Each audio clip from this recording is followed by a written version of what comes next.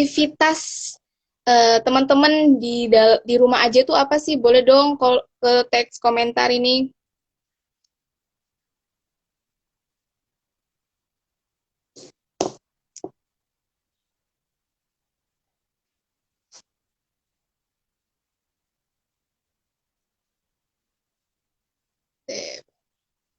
Halo Mbak Sofia.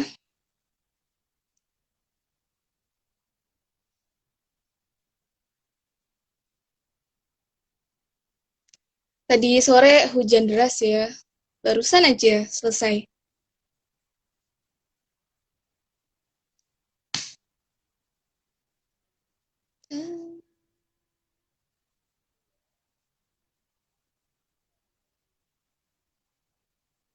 Oh ya.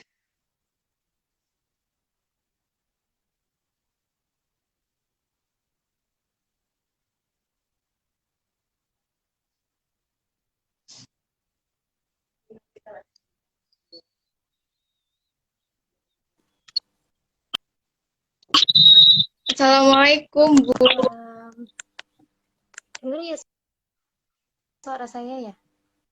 Kedengeran Bu. Oke. Bagaimana Bu Amalia kabarnya? Alhamdulillah sehat. Alhamdulillah.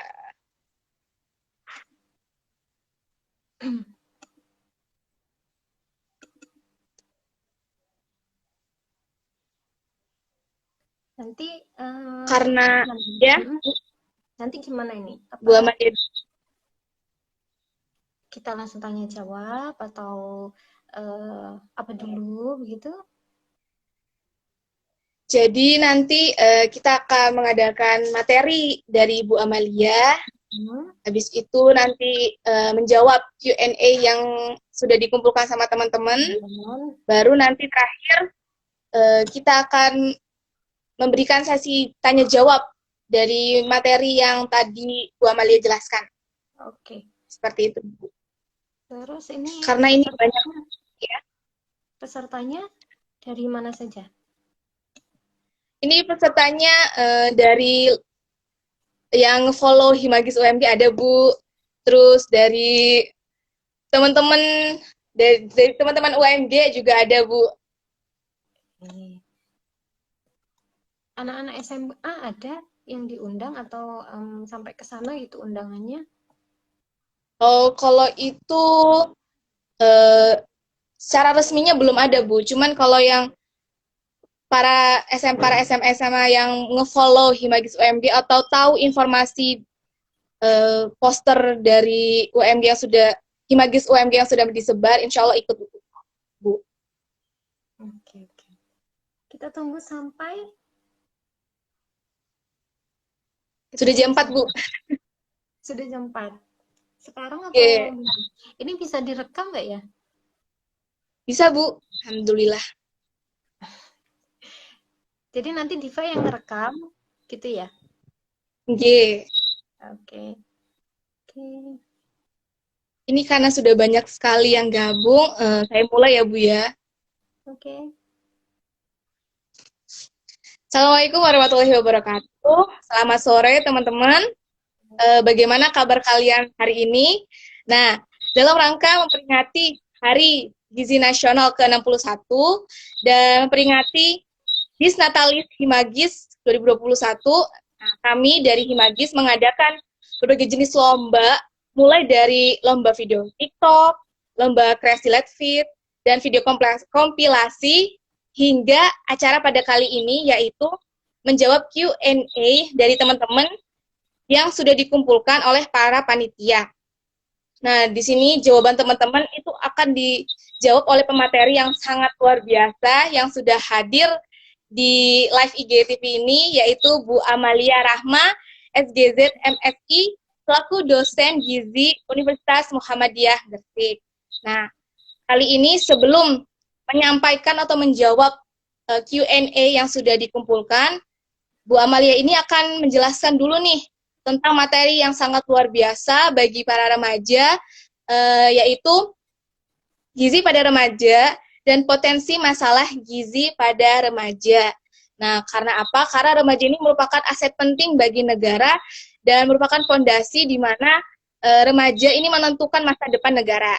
Nah, sebelum itu, perkenalkan dulu, saya Dia Faridatun Nafiah Hasan sebagai moderator pada live IGTV kali ini, dan saya akan ditemani oleh pemateri yang sangat luar biasa dan sangat menarik pembahasannya, yaitu Bu Amalia Rahma.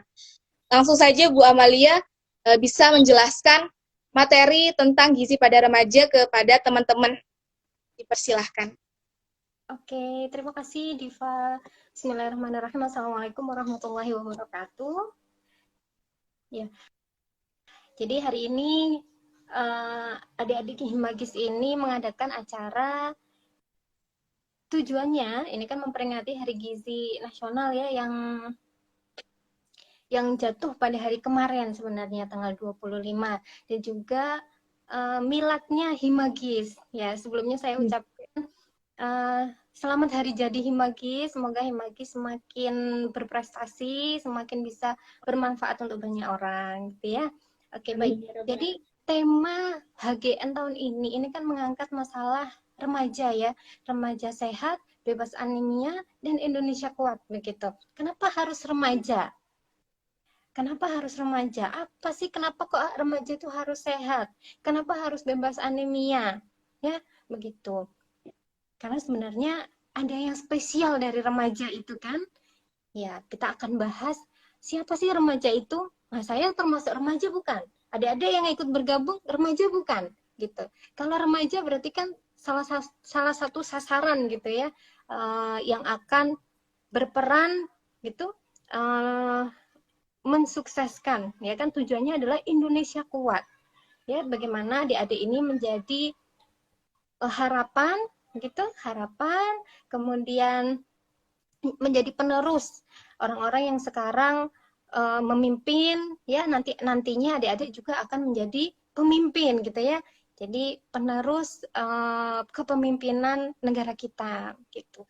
Nah, perlu kita ketahui siapa itu remaja. Yang dikatakan remaja kalau menurut WHO adalah yang berusia 10 sampai 19 tahun. Kalau menurut Kemenkes itu antara umur 10 sampai 18 tahun. Kalau menurut Badan Kependudukan dan Keluarga Berencana atau BKKBN itu usia 10 sampai 24 tahun. Jadi kalau misalnya kita ambil yang paling rendah sampai yang paling maksimal dikatakan remaja adalah antara usia 10 sampai 24 tahun. Jadi dari mulai adik-adik mungkin kelas 5 atau kelas 6 gitu ya, kelas 5 sampai nanti lulus kuliah. Itu adik-adik masuk dalam remaja.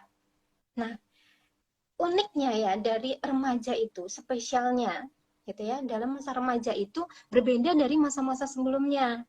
Ya, ada namanya pubertas yang tidak dirasakan pada saat anak-anak dan juga tidak dirasakan pada orang dewasa.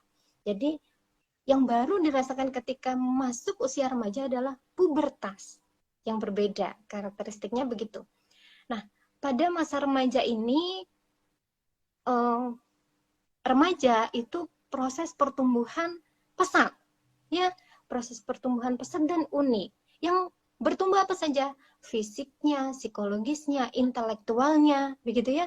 Fisik, coba lihat anak-anak remaja terutama laki-laki mulai ada pertumbuhan tinggi badan tuh mulai SMP gitu ya. Mulai SMP tuh pesat banget pertumbuhan tinggi badannya.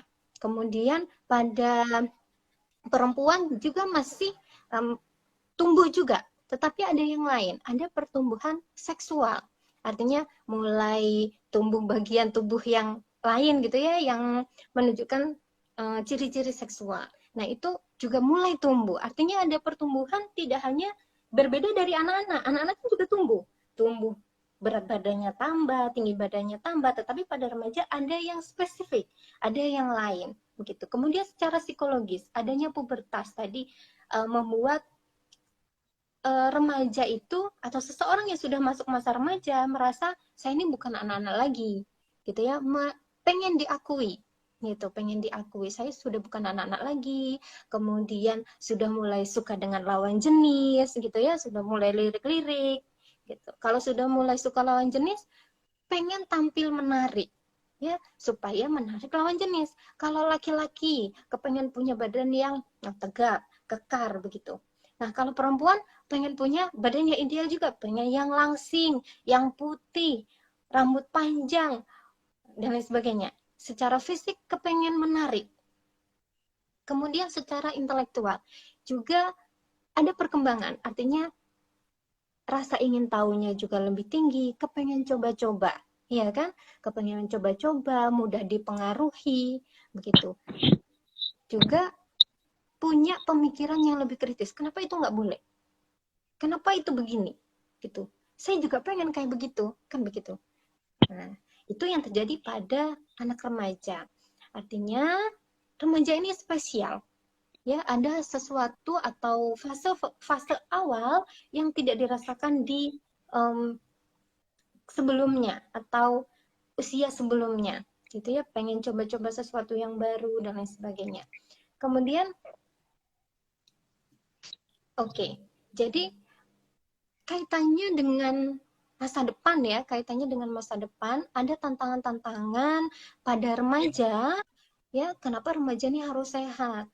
Karena pada remaja ini sudah masuk usia produktif, artinya harus bisa berkarya, mulai mulai memikirkan untuk masa depan begitu ya, mulai memikirkan saya ini nanti mau jadi apa begitu. Kemudian secara sudah mulai ya umur berapa tadi 10 sampai 24 sudah mulai nanti masa-masa mencari pekerjaan dan lain sebagainya. Maka pada usia remaja itu masa produktif juga masa reproduktif, artinya memiliki kemampuan untuk memperoleh keturunan. Nah, kalau kalau sudah disiapkan dari mulai masa remajanya ini sehat begitu ya, nantinya ketika mempunyai keturunan, keturunannya pun akan sehat. Ya kan? Penerus bangsa juga akan sehat, berkualitas begitu. Nah, seperti itu. Jadi itulah uniknya masa remaja. Nah, kemudian di usia remaja ini tadi ya, kalau perempuan itu ada namanya masuk ke fase wanita usia subur. Wanita usia subur itu yaitu remaja, jadi sebenarnya bukan remaja saja ya, jadi wanita yang sudah masuk masa haid sampai selesai haid. Jadi sekitar usia, kalau masa haid sekarang itu antara usia 11 tahun mungkin ya, 11 sampai 49 tahun itu sudah masuk masa wus atau wanita usia subur, dimana kalau sudah masuk wus berarti dia sudah haid ya. Nah, setiap bulannya pasti ada kehilangan banyak darah, maka berpotensi untuk mengalami, kalau asupannya tidak baik gitu ya, tidak dibarengi dengan asupan yang baik, maka dia akan berpotensi untuk mengalami masalah gizi, yaitu anemia. Nah, ini yang menjadi tantangan. Oh, kenapa tuh kok ada bebas anemia? Karena kalau seseorang itu sudah gitu ya atau mengalami anemia, nah gejalanya adalah mudah lelah, kemudian apa tuh namanya, kurang konsentrasi, sering pusing, kemudian tidak fit begitu. Ya, diajak mikir sedikit sudah capek. Diajak kerja sedikit sudah capek. Diajak mikir nggak nyambung. Nah, itulah yang menjadi tantangan buat kita semuanya ya, baik adik-adik yang masih remaja maupun yang sudah dewasa mungkin seperti saya juga. Ini menjadi suatu tantangan, gimana caranya membuat adik-adik yang masih remaja ini tidak mengalami masalah gizi, karena memang ini berpotensi ya, potensinya besar untuk mengalami masalah gizi tadi, terutama anemia karena sudah masuk masa subur ya, terutama pada perempuan, yaitu anemia sering terjadi pada remaja perempuan. Nah, kemudian tantangan remaja zaman sekarang ini apa? Ini ada kaitannya dengan pola makan, begitu ya. Kemudian tadi status gizi, termasuk juga masalah-masalah gizi, selain tadi anemia.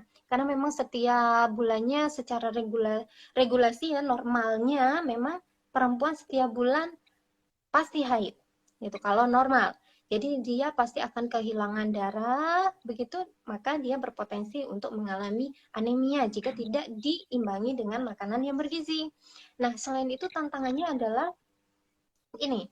Jadi tadi ya masa pubertas, mulai lirik-lirik, nah mulai tertarik dengan lawan jenis. Ketika sudah mulai suka dengan lawan jenis, pengen terlihat menarik gitu ya. Kalau laki-laki pengen terlihat six pack mungkin, terlihat bugar, kemudian untuk yang perempuan kepengen terlihat langsing. Maka ini akan berpotensi untuk mengalami yang namanya eating disorder karena melihat body image ya. Jadi melihat tubuhnya, saya kok nggak menarik ya. Nah, kurang menghargai diri sendiri gitu. Nah, ini akan memicu timbulnya eating disorder. Ada yang namanya anoreksia, ada yang namanya bulimia, ada yang namanya binge eating disorder. Nah, itu bagian dari eating disorder. Gitu ya. Kemudian yang kedua adalah pengaruh dari akses internet yang cepat. Nah, ini berpengaruh terhadap pola makan juga. Ya kan? Akses terhadap internet yang cepat. Bagaimana kok bisa akses ini ya? Salah satunya misalnya kaitannya dengan tren. Nah, tren ini kalau kita bicara soal tren, ada 3 hal yang terkait dengan tren. Yang pertama adalah food, fashion, sama fun. Kalau food, tentang makanan. Coba, remaja itu milih makanan karena apa? Bukan karena kebanyakan ya, bukan karena memang, oh ini memang makanan sehat nih, saya butuh nih, gitu. Bukan karena itu, tapi karena apa? Menarik, instagramable, gitu kan? Cara cari aksesnya mudah. Makanan yang enak apa ya? Oh, cari di internet, cari di Instagram, mudah sekali. Kemudian cari makanan tadi ya selain Instagramable, yang menarik, yang unik. Kemudian yang kedua adalah fashion, atau fashion tidak terbatas cara berpakaian ya, tapi bagaimana cara berpenampilan ya. Sekarang tidak bisa dibungkiri kalau kiblatnya itu pengen cantik tuh kayak siapa ya gitu. Oh kayak artis-artis K-pop tuh, idol-idol K-pop kayak artis dan lain sebagainya.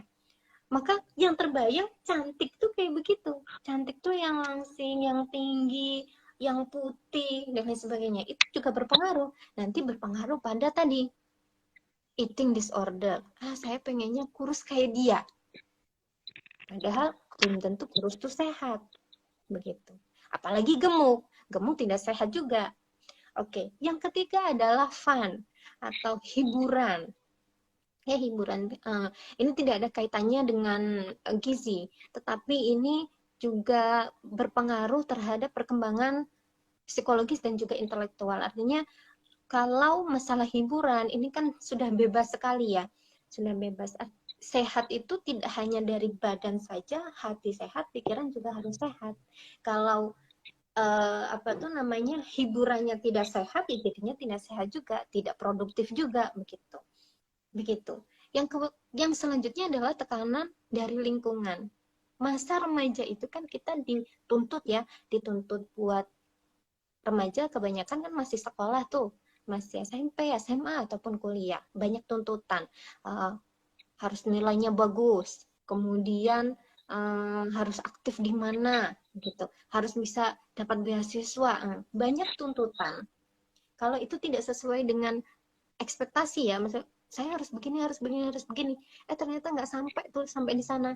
Nah, maka akan timbul stres. Remaja putri terutama, remaja putri sangat rentan terhadap stres ya, karena sebenarnya begini, wanita memang apa tuh berpotensi lebih besar mengalami stres daripada laki-laki, apalagi remaja yang masih labil, kemudian yang masih cari jati diri begitu ya. Jadi itu akan mudah untuk stres.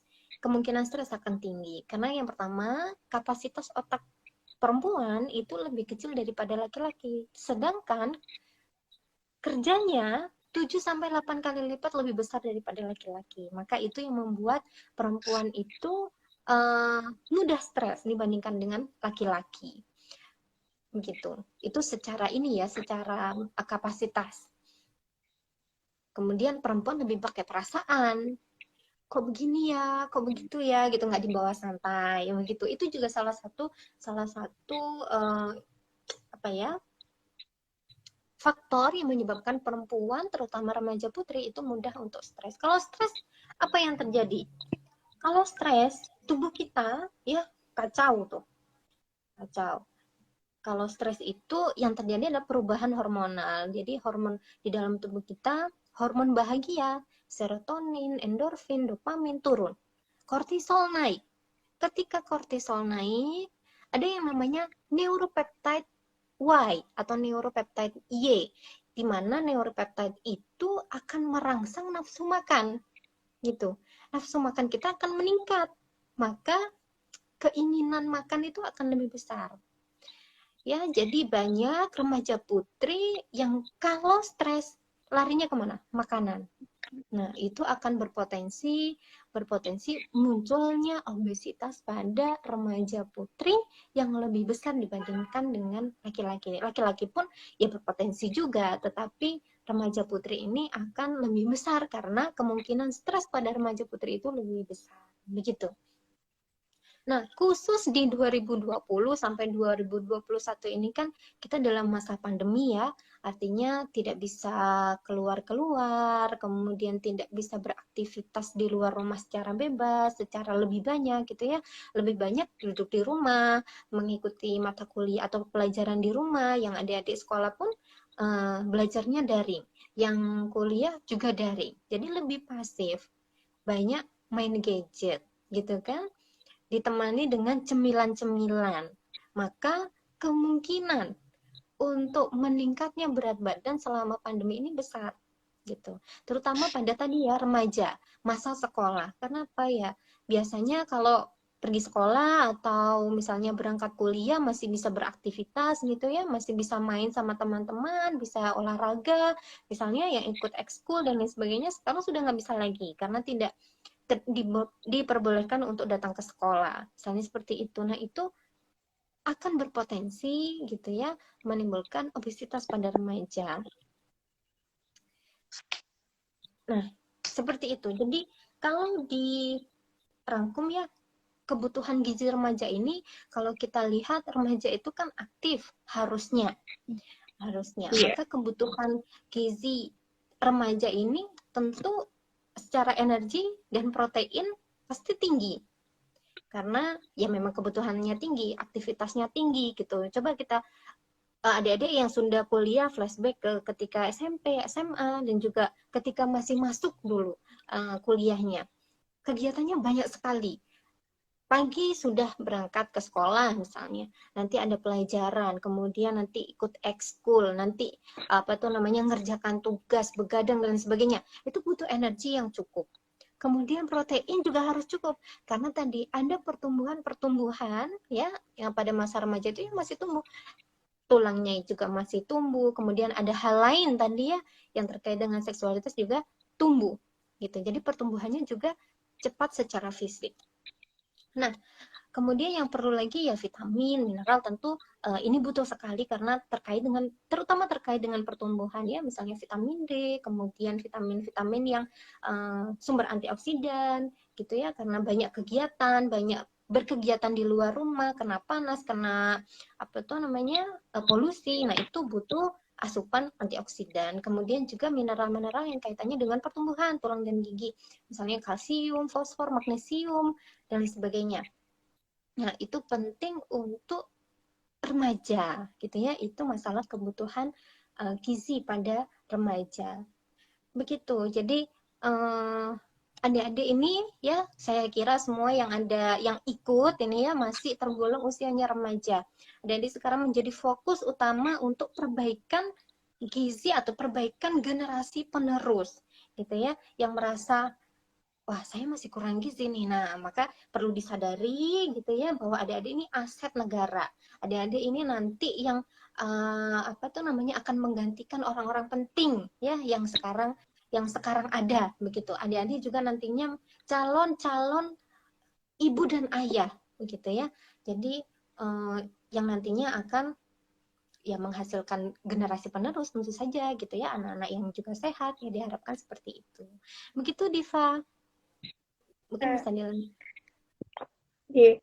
Terima kasih Bu Amalia, sangat luar biasa materinya, dan beberapa materi ini juga masih belum Diva pahami dan alhamdulillah sekarang sudah tahu gitu. Dan teman-teman bisa mencatat tadi sudah, kalau udah mencatat tuh alhamdulillah ya, dan semoga bisa bermanfaat dan bisa dipraktekkan dalam kehidupan sehari-hari. Nah, selanjutnya ini adalah inti dari acara ini, yaitu menjawab sesi Q&A yang sudah dikumpulkan oleh panitia, dan ini tuh sangat banyak sekali Bu Amalia yang bertanya.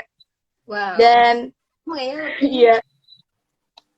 Dan itu karena dikumpulkan selama 1 minggu, lalu dari panitia ini diseleksi mana yang bisa untuk ditanyakan karena terlalu banyak, jadi nanti waktunya juga bakal lama sekali.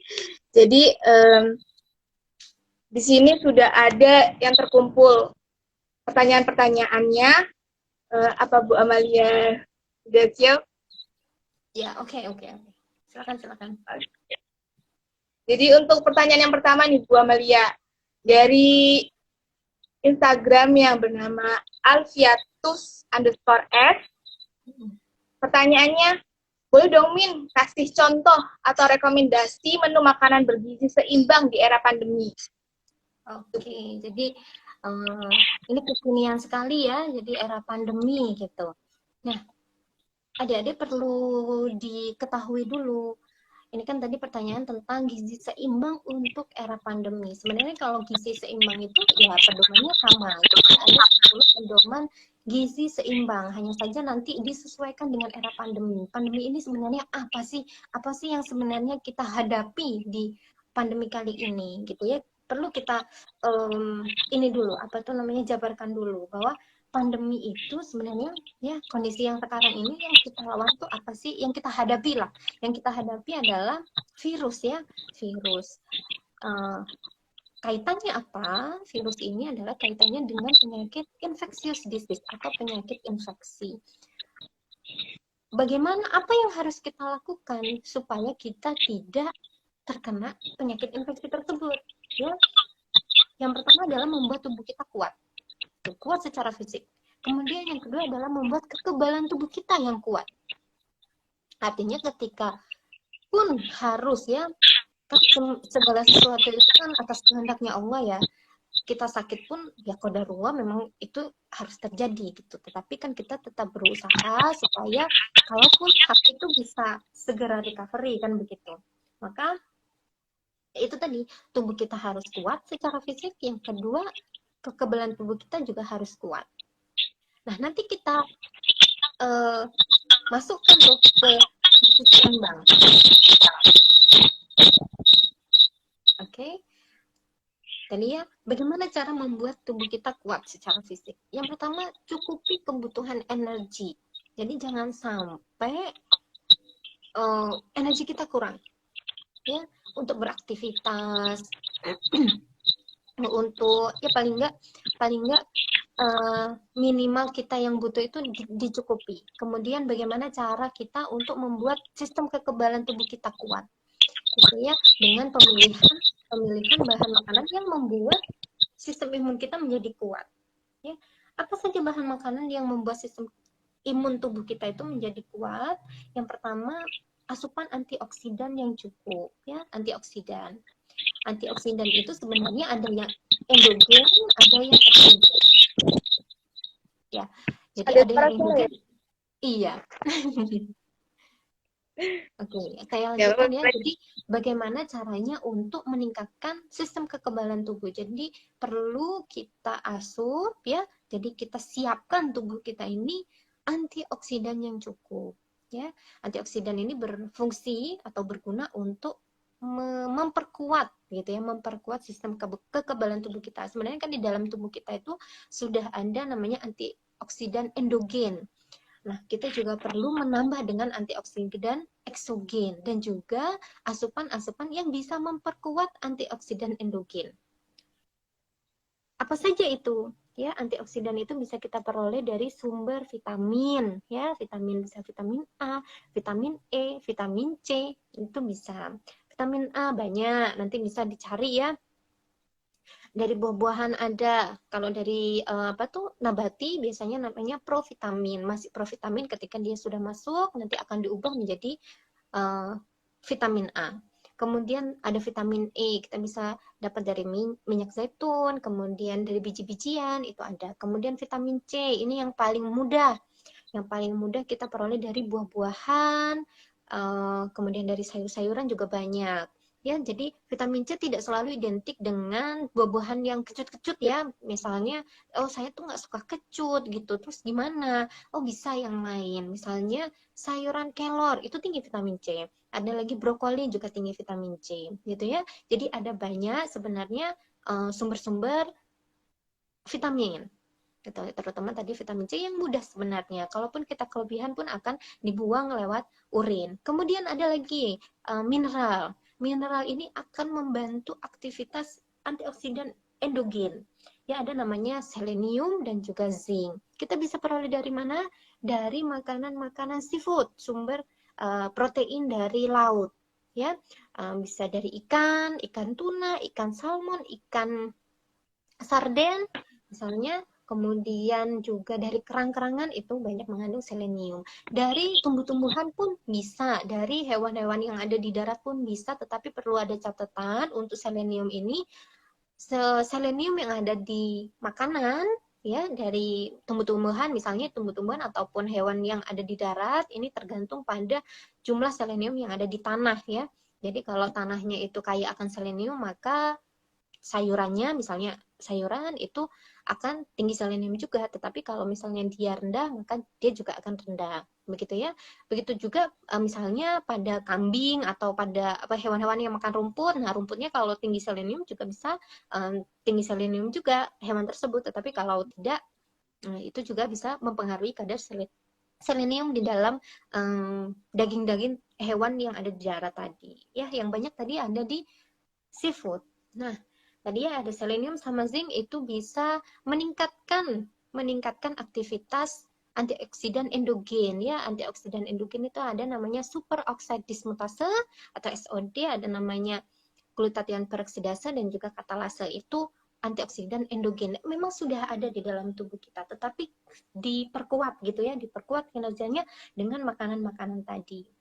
Kemudian selanjutnya ada juga yang bisa memodulasi sistem kekebalan tubuh, itu ada vitamin D. Ya, vitamin D dari sinar matahari terutama yang murah meriah yang bisa diperoleh di Indonesia dengan bebas gitu ya. Maksudnya dibandingkan dengan negara-negara yang 4 musim, kita itu paparan sinar mataharinya itu banyak sebenarnya. Apalagi kalau sekarang ada di rumah, adik-adik perlu rajin-rajin untuk apa tuh namanya berjemur di pagi hari untuk ini meningkatkan sistem kekebalan tubuh kita. Yang selanjutnya, sistem kekebalan tubuh kita ini bisa meningkat dengan berolahraga. Jadi ketika tubuh kita ini berolahraga gitu ya, ada peningkatan metabolisme. Jadi ketika ada peningkatan metabolisme itu jadi ada namanya radikal bebas yang dihasilkan dari dalam tubuh kita sendiri, tidak dari luar. Nah, radikal bebas yang diproduksi oleh tubuh ketika kita melakukan latihan fisik ya, olahraga, itu bisa merangsang peningkatan produksi dari antioksidan endogen gitu. Jadi selain tadi asupan ada mineral ya sebagai kofaktor dari aktivitas antioksidan endogen. Tadi ada glutathione peroksidase, ada namanya superoxide dismutase sama katalase, itu juga bisa dimodulasi aktivitasnya dengan olahraga begitu ya. Tadi asupan harus kaya antioksidan, kemudian kaya vitamin D ya, dari sinar matahari itu sangat murah, sangat mudah, melimpah, dan juga olahraga begitu. Nah, kemudian kita kaitkan dengan gizi seimbang. Tadi ya pertanyaannya ada tentang gizi seimbang di era pandemi. Itu yang paling penting tadi ya. Nah, kemudian kita kaitkan dengan gizi seimbang. Yang pertama, 10 pedoman gizi seimbang ini yang sudah ditetapkan. Ya, yang pertama makanlah beraneka ragam makanan. Ya, jadi beraneka ragam makanan itu harapannya bisa asupan kita jadi berwarna-warni begitu. Jadi semakin kaya yang kita asup gitu ya. Ada makanan pokoknya, ada sayurnya, ada lauknya, ada buahnya supaya terpenuhi semua kebutuhan dari tubuh kita. Ya, energinya cukup tadi ya supaya tubuh kita tetap kuat secara fisik, energi harus cukup, protein cukup, kemudian ditambah dengan tadi yang bisa memperkuat sistem kekebalan tubuh. Kemudian harus sarapan, harus membatasi makanan manis, asin dan berlemak. Kemudian cairan harus cukup. Ya, cairan ini penting sekali. Jadi terutama pada remaja, karena setelah dilakukan survei, remaja itu sering mengalami dehidrasi yang tidak disadari, ya, karena merasa ya tidak minum itu kalau haus banget Oh, gitu. Padahal tidak seperti itu. Ya, kalau misalnya adik kuliah di ruangan ber-AC begitu tidak merasa haus, padahal sebenarnya tubuh itu dehidrasi. Kemudian banyak makan sayur dan buah, melakukan aktivitas fisik, terutama tadi juga, kemudian konsumsi lauk pauk yang mengandung protein yang tinggi, kemudian membiasakan membaca label pada kemasan pangan, mencuci tangan dengan sabun dan air mengalir, kemudian mensyukuri dan menikmati aneka ragam makanan. Itu 10 pedoman gizi seimbang. Jadi ada kaitannya ya tadi dengan yang sudah saya sebutkan. Jadi kita mengikuti 10 pedoman gizi seimbang, kita kaitkan juga dengan di era pandemi kita butuhnya apa saja. Tadi ya energi harus cukup, fisik harus kuat, energi cukup, protein cukup, aktivitas fisik juga harus cukup gitu. Harus berolahraga. Minum juga harus cukup. Kemudian tadi ditambah dengan asupan antioksidan yang cukup juga. Oke. Begitu? G. Panjang ya? Terima kasih Bu Amalia. Kita lanjut ke pertanyaan yang kedua, Bu. Dari Fatma AWDD. Ibu hamil, stres, pandemi, dan krisis ekonomi, bagaimana sih menurut pandangan kakak? Oke. Jadi ini hal yang berbeda ya, ibu hamil, stres, pandemi, kemudian krisis ekonomi. Kalau ibu hamil tentu ada peningkatan kebutuhan karena ya namanya juga ibu hamil ya yang dikasih makan 2 orang gitu pasti ada peningkatan kebutuhan. Kebutuhan apa yang paling penting? Tentu kebutuhan mengenai pertumbuhan ya. Jadi kalau ibunya ini sebenarnya butuh untuk memberikan asupan energi yang cukup, protein yang cukup supaya dia kuat selama kehamilan. Kemudian juga harus fokus pada pertumbuhan janin. Ya, bagaimana pertumbuhan janin itu tetap normal gitu. Pasti ada penambahan kebutuhan ya kalau pada ibu hamil. Tadi ada pengaturan atau penambahan energi, protein, kemudian kaitannya dengan pertumbuhan janin itu pasti ada kebutuhan vitamin dan mineral khusus ya. Kalau pada ibu hamil tentu butuhnya asam folat cukup, vitamin C yang cukup, kemudian ada kebutuhan zat besi untuk nanti ya persiapan ketika melahirkan. Ya ketika melahirkan pasti kemungkinan kehilangan banyak darah tuh besar gitu. Maka tubuh jangan sampai kekurangan gitu. Ketika nanti kurang darah ya, kurang zat besi. Zat besi ini kan penting juga ya untuk apa tuh namanya suplai oksigen. Kalau sel darah merahnya itu tidak sempurna, maka sel darah merah itu jadi zat besi ini kan komponen non protein yang ada di sel darah merah. Kalau sel darah merah sempurna itu ya ada hemnya, ada globinnya begitu ya, di mana hem itu mengandung tadi zat besi. Supaya sempurna perlu tadi zat besi yang cukup. Kalau sempurna ya sel darah merah itu sempurna, dia tugasnya untuk mengalirkan oksigen dan juga sari-sari makanan. Begitu. Maka penting untuk diperhatikan tadi kebutuhan zat besinya. Kemudian makanannya, kalau makanannya sudah cukup, zat besinya sudah cukup, kemudian ada asupan tadi asam folat, kemudian vitamin C juga perlu. Kemudian kalau pada ibu hamil tentu protein ya, protein ini penting untuk pembentukan juga. Jadi dipilih protein-protein yang berkualitas tinggi. Protein nabati boleh, protein hewani diutamakan, kan begitu. Kemudian stres. Tadi sudah dibahas sedikit bagaimana sih mekanisme stres di dalam tubuh kita.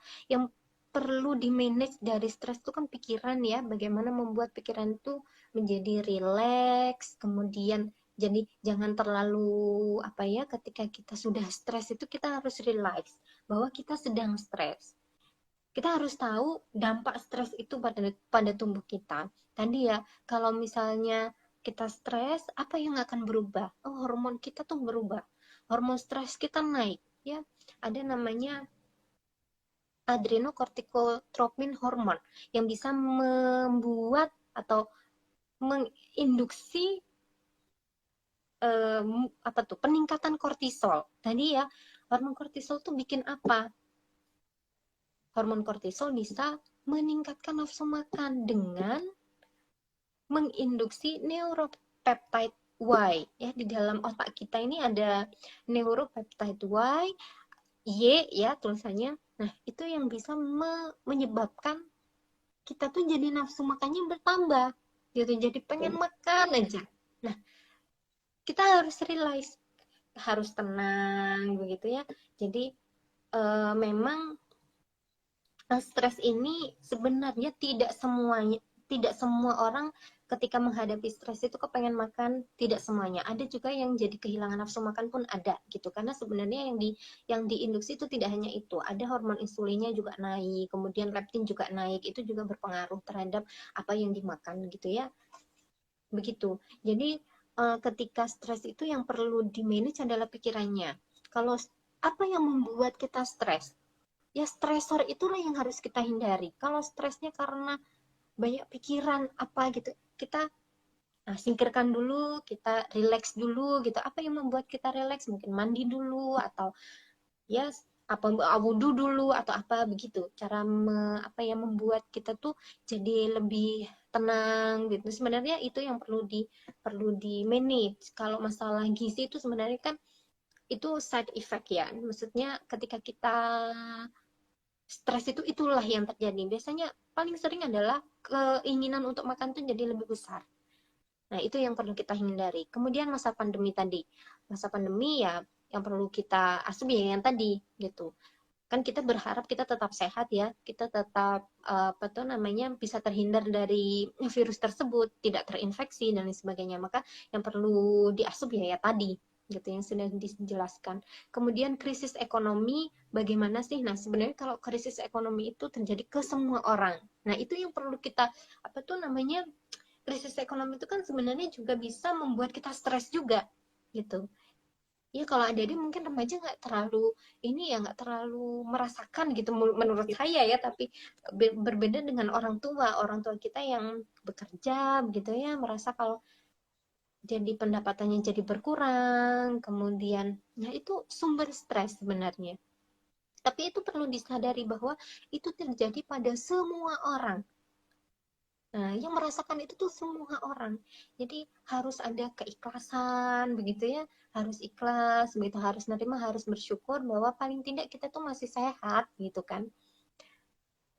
Nah, rasa syukur itu sebenarnya begini kan. Jadi sehat itu tidak hanya secara fisik ya sehat, tapi hati juga sehat, pikiran juga sehat. Nah, itu yang membuat kita sehat paripurna kan begitu. Nah, sebenarnya kalau krisis ekonomi ini ya dirasakan semua orang, begitu kan. Jadi itu yang harus kita sadari bahwa ini tuh terjadi di semua orang kok, nggak cuma kita aja gitu. Jadi jangan merasa paling menderita begitu kan. Jangan merasa paling menderita, kita sama-sama menderita gitu. Kita sama-sama merasakan ini semua gitu. Kaitannya dengan gizi adalah kan makanan bergizi itu kan tidak harus mahal gitu. Mungkin tidak harus mahal. Jadi makanan-makanan yang ada di sekitar kita juga bisa dimanfaatkan, atau tumbuhan-tumbuhan yang ada di sekitar kita juga bisa dimanfaatkan untuk memenuhi kebutuhan gizi kita sehari-hari. Sebenarnya kan seperti itu. Begitu mungkin ya. Baik Bu Amalia, terima kasih. Untuk pertanyaan selanjutnya nih Bu, dari Instagram drama Ayu Nuryatik. Ini sedikit ada perbedaan, maksudnya jauh dari masa pandemi. Takaran konsumsi makanan instan yang baik itu berapa, Bu? Makanan instan apa dulu nih? Mie instan, mungkin mie instan, atau Mungkin, sebenarnya mungkin. makanan instan tuh banyak ya. Ada mie instan, kemudian ada kalau makanan kaleng itu kan juga instan juga gitu, seperti sarden, ikan sarden yang sudah dikalengkan, kemudian ada juga buah-buahan yang sudah dikalengkan itu kan juga instan juga. Nah, perlu sebenarnya begini ya, kenapa sih kita harus pilih makanan instan? Nah, sebenarnya apa itu makanan instan? Kan makanan instan itu dibuat supaya memudahkan untuk menyiapkan, kan begitu ya? Memudahkan untuk menyiapkan, dibuat setengah jadi atau tinggal satu step lagi untuk disiapkan dan dikonsumsi, kan begitu. Selagi kita bisa menyiapkan, maksudnya kan kalau tidak ada apa ya, tidak ada apa tuh sesuatu yang mendesak lah kenapa kita harus pakai makanan instan, kan begitu, begitu kan. Nah, juga perlu diketahui bahwa makanan instan itu yang membuat dia instan itu kan berarti sudah setengah jadi. Namanya setengah jadi itu kan ya sudah ada proses sebelumnya. Nah, biasanya makanan-makanan instan ini dibuat kan lebih awet, begitu, lebih awet, kemudian tinggal sekali pemanasan, mungkin sekali masak sederhana dia bisa disiapkan, bisa dikonsumsi, gitu. Nah, kebanyakan makanan-makanan instan ini kan tinggi natrium yang membuat dia awet. Ya, natrium itu biasa digunakan untuk mengawetkan makanan. Kemudian juga dibuat menjadi kalau tidak awet, dia cara pengemasan. Ya, cara pengemasan yang kedap biasanya membuat makanan itu menjadi lebih awet. Tapi kebanyakan yang ini uh, tinggi natrium, ya. Nah, yang aman seberapa ya kita harus tahu dulu makanan instan apa yang dimaksud gitu kan? Makanan instan apa yang dimaksud. Nah, ini harus disesuaikan juga dengan kebutuhan kita. Kalau natrium itu sebenarnya butuhnya berapa sih? Gitu kan? Butuhnya berapa dalam satu hari? Itu kan tidak terlalu banyak. Kalau kita sering makan makanan instan yang tinggi natrium juga akan berbahaya, begitu kan? Bahayanya apa ya? Kalau terlalu banyak natrium di dalam tubuh bisa retensi cairan gitu ya. Coba deh kalau adik-adik kalau sudah sakit tuh baru tahu ya. Maksudnya orang-orang yang sudah kena darah tinggi dan lain sebagainya itu kan sudah kelebihan ya, kelebihan asupan natrium sebelumnya. Maka kalau bisa sebenarnya kalau kita masih bisa menyiapkan makanan dengan sederhana, maksudnya bukan masih punya waktu lah gitu, ya dihindari sebisa mungkin makanan instan. Kalau nggak waktunya mepet gitu ya, kepepet misalnya kok lagi di gunung atau lagi apa tuh namanya kena musibah gitu ya, ada apa tuh kalau sekarang tuh bencana begitu, makanan instan ya itu kondisi darurat begitu. Kalau masih bisa menyiapkan makanan dengan konvensional, konvensional saja sebisa mungkin kan kita perlu hindari itu gitu. Kalau mau makan yang sehat, tentu yang instan-instan perlu diminimalkan sebisa mungkin gitu. Gitu ya. Jadi kita perlu tahu dulu apa sih makanan yang instan yang mau dikonsumsi itu, kalau masih bisa kita siapkan dengan cara yang konvensional, dengan cara yang tidak instan, ya kita lakukan itu. Kalau misalnya memang kepepet seperti tadi, misalnya dalam kondisi bencana atau mungkin kita ada di suatu tempat yang tidak memungkinkan untuk masak secara konvensional, misalnya tadi ya Anda bepergian ke gunung dan lain sebagainya, nah itu bolehlah sesekali kan, tentu begitu. Kan bepergian misalnya kan nggak sampai 1 tahun atau 1 bulan, paling kan cuma beberapa hari. Begitu juga dengan bencana. Bencana pun kan ada tidak selalu makanan instan ya, pasti ada posko-posko bencana yang juga menyiapkan makanan secara konvensional gitu. Begitu? Terima kasih, Bu Amalia. Untuk pertanyaan selanjutnya ini sama, ada beberapa pertanyaan sama, jadi saya ambil salah satu pertanyaan dari Nurma ADL. Diet yang benar di era pandemi, Min. Soalnya nggak bisa mengontrol makanan saat pandemi. Bu Amalia. Sebenarnya kembali lagi ya, kalau namanya diet yang benar ya pakai gizi seimbang. Nah, pakai gizi seimbang kan begitu. Jadi porsi harus sesuai ya kan. Sebenarnya kan sederhana kalau gizi seimbang itu makan beraneka ragam, kemudian proporsional ya. Proporsional tuh apa? Butuhnya tuh berapa kita tuh. Ya adik-adik bisa lihat di piring makanku, ya kan? Berapa sih sumber karbohidrat yang kita atau sumber makanan utama atau makanan pokok? 3 sampai 4 porsi. Kalau satu porsinya 100, kalau dalam satu hari berarti sekitar 400 gram. Nah, seperti itu. Kemudian sayur juga 3 sampai 4 porsi. Kemudian buah-buahan dan juga lauk pauk 2 sampai 3 porsi. Sebenarnya kan itu. Jadi eh, prinsip dietnya sebenarnya gizi seimbang saja. Yang tidak bisa dikontrol adalah ini tadi nafsu makannya, ya kan? Jadi adik-adik perlu realize bahwasanya kita makan tuh untuk apa, ya kan? Harus tahu kita makan tuh untuk apa, untuk hidup, untuk sehat, atau karena kepengen gitu ya, karena kepengen, karena nggak ada kerjaan jadi makan aja, misalnya seperti itu. Ya itu memang tantangan ya, maksudnya tantangan dalam tadi selama pandemi ini kita menjadi lebih pasif, kita tidak banyak kegiatan, kita lebih banyak mengerjakan tugas di depan laptop. Nah biasanya ditemani apa? Cemilan, kan seperti itu. Maka yang perlu dilakukan apa? Mumpung ya, mumpung masih di rumah gitu, yang dikontrol adalah tadi makannya. Nah, adik-adik harus bisa mengontrol sendiri tuh makannya. Saya butuhnya tuh berapa? Beraneka ragam dan proporsional. Tadi ya, proporsional tuh sesuai yang dibutuhkan saja. Adik-adik bisa lihat di piring makanku ya, oh segini nih porsinya makanan pokok nih. Ini segini sayurnya, ini segini sayurnya, ini buahnya, ini lauknya. Kemudian bikin jadwal yang pasti. Artinya makan pagi itu jam berapa? Oke, saya makan pagi jam 7, berarti setiap jam 7 saya makan. Kemudian saya makan lagi jam berapa? Makan lagi nanti jam berapa? Saya snack jam berapa? Harus disiplin. Begitu. Sebenarnya kan prinsip dia tuh begitu saja. Beraneka ragam, proporsional, kemudian tepat jadwal, begitu ya. Cheating, ya jangan cheating. Nah, itu yang membuat seseorang yang lagi diet sehat itu gagal gitu, karena tidak disiplin tadi. Jadi belum waktunya makan sudah makan. Begitu ya. Nah, kemudian Oke. mumpung lagi di rumah juga tambah aktivitas atau latihan fisiknya. Kan olahraga itu tidak harus di tempat gym ya. Bisa skipping sendiri di rumah atau sit up sendiri di rumah begitu ya, dengan santai. Mungkin juga ada kan cara-cara olahraga yang sederhana itu, mungkin jalan kaki pagi-pagi atau lari gitu kan, itu nggak perlu biaya.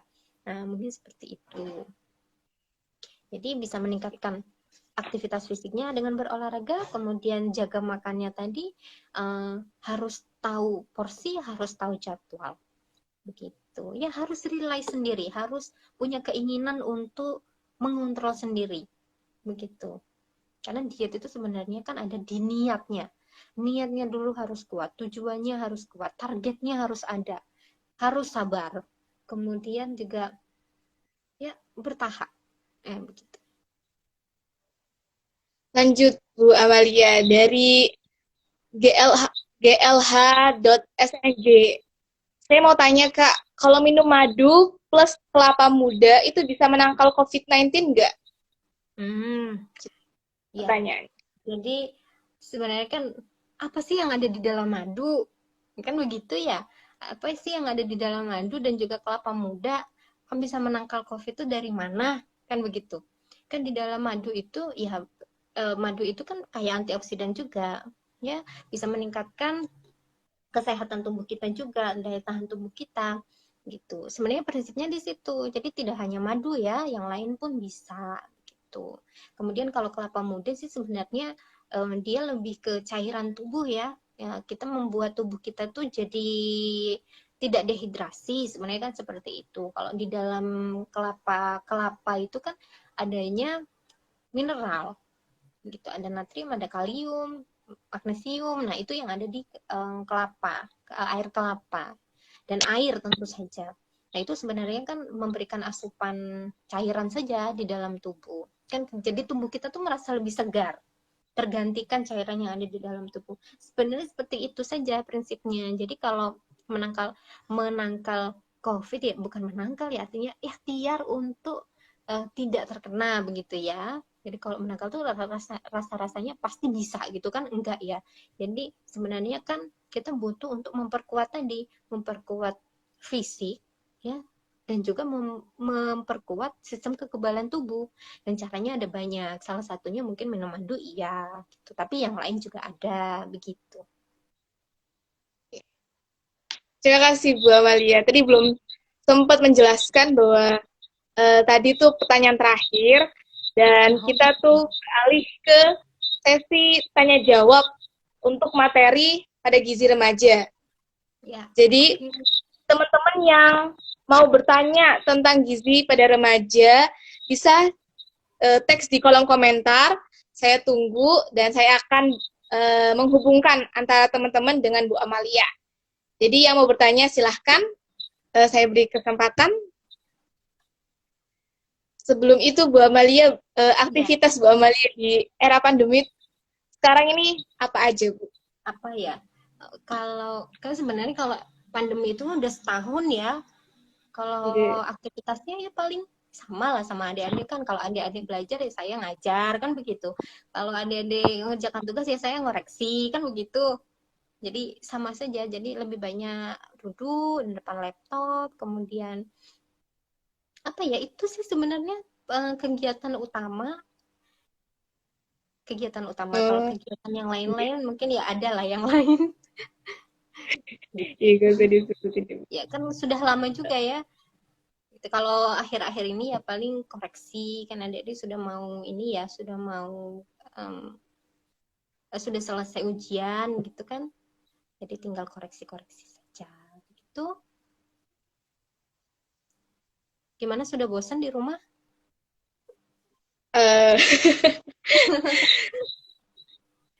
Butuh untuk pergi ke kampus Bu untuk belajar itu lebih menyenangkan daripada di rumah. Iya, jadi kalau biasanya dulu ngerasa mungkin aduh ke kampus lagi, tugas lagi gitu kan, tugas kelompok lagi, ngerjain ini lagi gitu ya, ada kegiatan himagis lagi gitu. Padahal kalau sudah kayak begini jadi kangen ya, jadi kangen aktif lagi gitu kan. Jadi syukurilah, disyukuri semua prosesnya gitu kan. Kalau lagi sibuk ya disyukuri gitu, kalau sekarang lagi break juga disyukuri saja gitu kan. Ya nanti ketika sudah waktunya memang masuk gitu, nah bisa aktif kembali gitu. Ada pertanyaan nih Bu dari Ervidania. Tips mencegah anemia pada remaja di era pandemi bagaimana ya Bu Amalia? Begitu Bu pertanyaannya. Oke, jadi sebenarnya tidak harus di masa pandemi ya. Tidak di masa pandemi pun juga perlu untuk realize bahwa remaja putri terutama itu berpotensi atau berisiko mengalami anemia karena tadi ada regulasi yang rutin terjadi ya, haid terutama. Yang pertama tentu makanan yang bergizi ya. Maksudnya begini. Jadi sebenarnya anemia itu kan ada banyak jenisnya, tapi yang terjadi lebih banyak ya terutama pada remaja putri karena defisiensi zat besi. Nah, defisiensi zat besi ini kaitannya dengan makanan-makanan sumber zat besi. Biasanya coba ya kita apa tuh namanya, ingat-ingat remaja putri terutama ya, kalau makan suka pilih yang bagaimana gitu ya. Kalau makan utama mungkin nggak terlalu banyak, lebih banyak jajan ya kan. Nah jajannya yang seperti apa?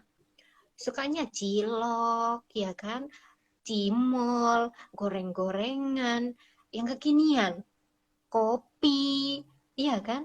Nah perlu kita tahu ya kan, betul kan. Nah sedangkan kita lihat itu tuh bukan sumbernya zat besi, padahal setiap bulannya adik-adik perlu mengganti, ya kan, mengganti zat besi yang hilang karena haid itu tadi. Nah sumber zat besi yang paling, kalau dari bahan makanan ya, yang paling banyak kan ada di daging merah ya, itu zat besi yang yang mudah diserap oleh tubuh kita. Tetapi perlu juga diketahui bahwa dalam aktivitas zat besi itu perlu adanya transporter ya. Transporter. Dia butuh namanya protein transferin. Nah, kita jadi butuh juga protein yang cukup untuk menjadi transporter gitu kan, untuk membawa zat besi yang kita makan ini bisa masuk ke peredaran darah untuk menjadi penyusunnya sel darah merah kan begitu. Protein ini penting sekali. Nah, kalau dilihat dari bagaimana pola makannya anak-anak remaja yang lebih suka jajan daripada makan utama, yang lebih suka makan makanan kekinian daripada makan ikan, makan tahu tempe misalnya, kan lebih suka jajan yang begitu-begitu tadi kan yang disebutkan. Nah, itu yang membuat semakin berisiko. Sudah setiap bulan itu harus dikeluarkan, kemudian tidak di-replace kembali. Nah, itu yang membuat remaja putri ini lebih berisiko. Nah, caranya adalah tentu kembali lagi ke makanan sehat, gitu kan, ke makanan sehat, ke gizi seimbang, harus beraneka ragam, gitu. Kemudian tadi aktivitas fisik juga bisa menstimulasi sel darah merah kita ini lebih aktif lagi, lebih banyak membawa oksigen. Seperti itu. Kemudian satu lagi adalah mengkonsumsi suplemen ya. Jadi suplemen itu sebenarnya sudah diprogramkan dari pemerintah. Jadi suplemen FA itu diberikan dari puskesmas ke sekolah-sekolah sebenarnya. Gitu dikonsumsinya satu kali sehari ketika haid, dan setiap minggu satu kali ketika tidak haid. Sebenarnya seperti itu. Itu caranya supaya kita terhindar dari anemia, terutama anemia defisiensi besi. Kalau mau, saya tuh nggak suka suplemen gitu, mau yang alami-alami aja gitu. Ya itu tadi pilihannya. Pilih makanan-makanan yang kaya akan zat besi, kemudian pilih juga makanan-makanan yang bisa membantu penyerapan zat besi, seperti vitamin C, tadi ada buah-buahan banyak, buah-buahan yang mengandung vitamin C, sayur-sayuran pun banyak, begitu. Ya, seperti itu caranya. Kemudian hidup sehat, tentu saja ya. Kemudian menghindari yang bisa menghambat zat besi, misalnya kebanyakan makan makanan yang sumber fitat juga bisa menyebabkan penyerapan zat besi juga akan terganggu. Sumber fitat bisa banyak di biji-bijian, ada di beras, ada di gandum, ada. Baik Bu Amalia. Selanjutnya nih Bu, ada pertanyaan lagi. Wow, banyak sekali ya. Dari Diana TFNGRM _ saat kita mengonsumsi makanan yang mengandung zat besi, contohnya bakso, daging sapi, lebih cocok minum es teh atau es jeruk ya Bu? Ada emoticon ketawa. Oke, jadi kalau makan bakso, perlu digaris bawah ya. Oke lah, baksonya ada dagingnya, tapi perlu hati-hati ya. Perlu hati-hati kaldunya. Kalau terlalu banyak lemak, bahaya juga gitu. Ya oke lah, kita anggap baksonya bikin sendiri. Baiknya pakai minum es teh atau es jeruk. Nah, kalau kita lihat zat besi ini kan dalam penyerapan di dalam tubuh ya, metabolisme di dalam tubuhnya dia akan dibantu atau penyerapannya ini akan lebih maksimal kalau ada sumber vitamin C. Ya, dan dia akan dihambat ketika ada bahan-bahan non gizi yang bisa menghambat penyerapan zat besi. Contohnya tanin ya yang ada di teh. Jadi lebih disarankan untuk mengkonsumsi tadi sumber zat besi dan juga sumber vitamin C, misalnya tadi kan es jeruk ya, es jeruk juga jeruknya kaya akan vitamin C. Jadi disarankan tadi tidak dikonsumsi dengan teh karena ada tanin di situ. Oh, gitu. Baik Bu. Untuk pertanyaan terakhir nih Bu, dari Ika_ESH 22. Bu, saya mau bertanya, bagaimana tips yang tepat agar makannya teratur? Karena remaja seringkali melewatkan makan, terutama saat makan pagi, Bu. Ya, yang pertama ya, maksudnya begini, prinsipnya diet apapun ya, mau menurunkan berat badan, mau meningkatkan berat badan, diet sehat, maksudnya ya pengen sehat aja gitu kan, berat badan sudah normal, pengen ya tetap sehat. Yang pertama harus niat dulu, ya niat Oke. dulu. Kalau sudah ada niatan, pasti ada usaha begitu ya. Kalau niatnya sudah kuat begitu, ya ada usaha untuk mencapai tujuan. Kita harus tetapkan tujuan. Kalau tujuannya tadi saya tuh pengen makan teratur, nggak skip makan begitu kan, dan target kita apa, saya pengen jadi lebih sehat, atau saya pengen jadi berat badan saya berkurang, misalnya begitu kan, kita tetapkan target. Nah ini dulu yang jadi, yang apa tuh namanya, yang ini yang harus dikuatkan dulu gitu ya. Ya memang itu tantangan ya, tantangan remaja. Remaja itu ya suka skip makan gitu ya, karena ada kemungkinan dia eating disorder, jadi kelihatan apa ya, body image dia salah mengartikan tubuhnya gitu ya, merasa saya tuh kok nggak menarik ya gitu, saya kok selalu gemuk ya, atau begitu. Nah, itu tantangan sebenarnya. Kalau sudah realize, ya, sudah menyadari bahwa saya tuh pengen sehat deh, kayaknya dengan makan teratur. Tetapkan dulu, niat harus kuat. Tujuannya saya pengen makan teratur.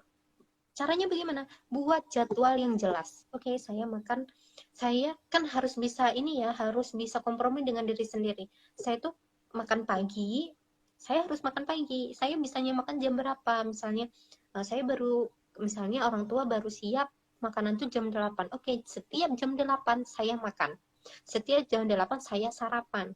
Nanti makan lagi jam berapa? Mungkin jam 1 gitu. Jam 1 saya akan makan lagi. Kemudian saya makan lagi jam berapa? Jam 5. Nah, itu tetapkan. Seperti itu. Kan sebenarnya kalau makan teratur harus disiplin dari diri sendiri ya.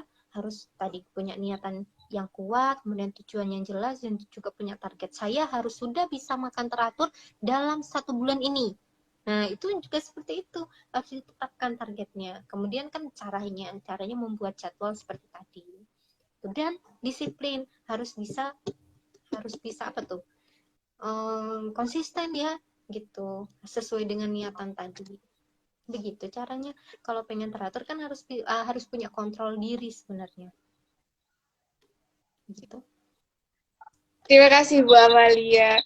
Alhamdulillah, Bu, untuk sesi materi, sesi menjawab Q&A, dan menjawab sesi tanya jawab tadi sudah terlaksana.